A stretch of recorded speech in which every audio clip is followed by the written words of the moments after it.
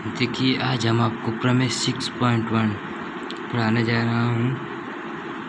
प्रमेय को सबसे पहले बढ़िया अच्छी प्रकार से पढ़ा जाता है, तो मैं प्रमेय 6.1 पढ़ रहा हूँ। अब यदि किसी त्रिभुज की एक भुजा के समांतर अन्य दो भुजाओं को भिन्न भिन्न बिंदुओं पर प्रतिच्छेद करने के लिए एक रेखा खींची जाए, तो ये अन्य दो भुजाएं एक ही अनुपात में विभाजित हो जाती हैं।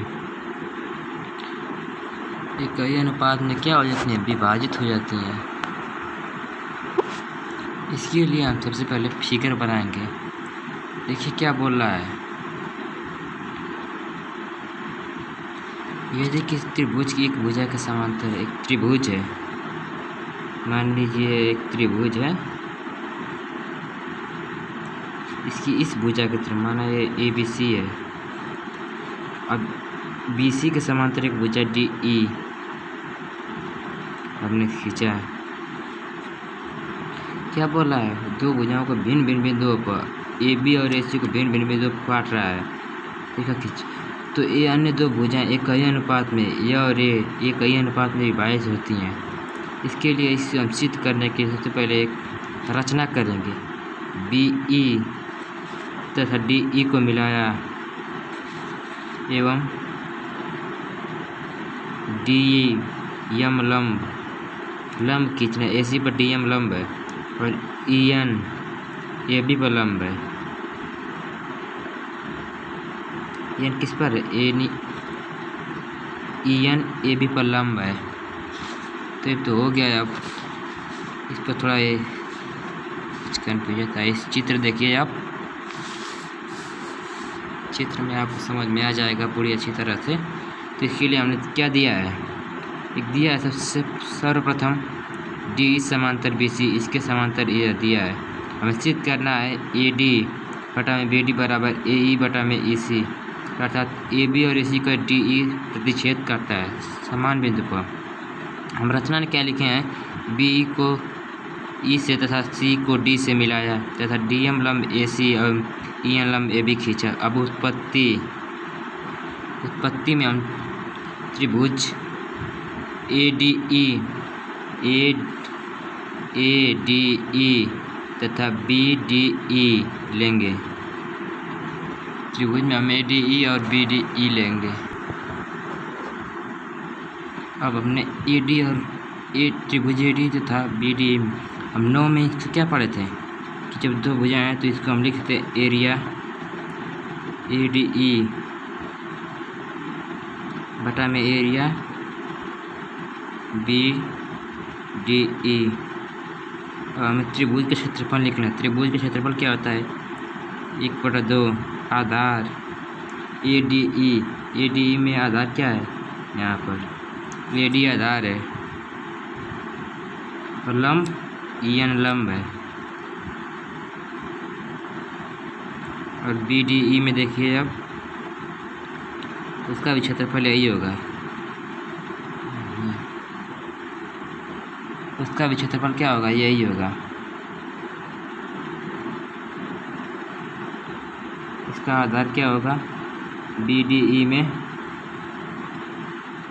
BD आधार होगा इसका, और इसमें भी EN ही लंब होगा। अब इन दोनों में ये दोनों समान है, इन दोनों को हम काट देंगे। अब बच गया एरिया ADE बटा में एरिया BDE बराबर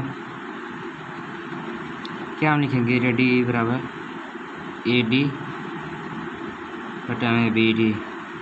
इसमें समीकरण 1 मान लेते हैं। फिर हम त्रिभुज अब क्या लेंगे? त्रिभुज AED तथा ADE तथा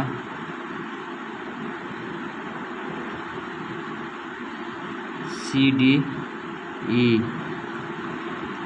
एरिया AED बटा में एरिया CDE आधार क्या है AD का, AE आधार हो गया, और लंब क्या है इसमें DM लंब है, इसमें भी आधार इसका क्या होगा CE, लंब भी DM ही होगा, इसमें भी इन दोनों को काट दे रहे हैं। अब एरिया AED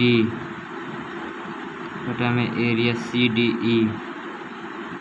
CDE बराबर क्या बच रहा है AE बटा में CE।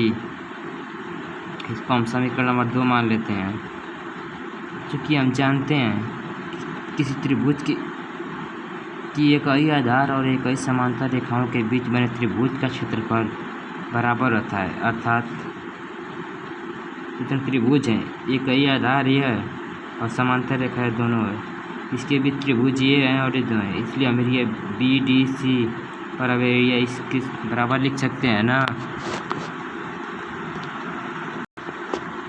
अब हम लिखेंगे जो मैंने पहले बताया, उसी में अब एरिया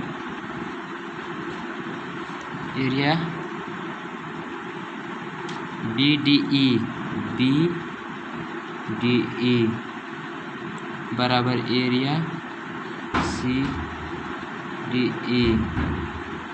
चूँकि हमने आंसर लिखे समीकरण 1 व 2 से।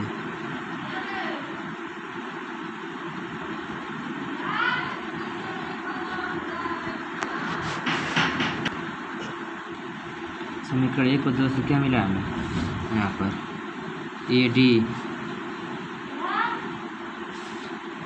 BD बराबर AE बटा में CE, यही हमें प्राप्त हुआ है। अब इसे हम लिखते हैं, यही हमें सिद्ध करा था, इति सिद्धम।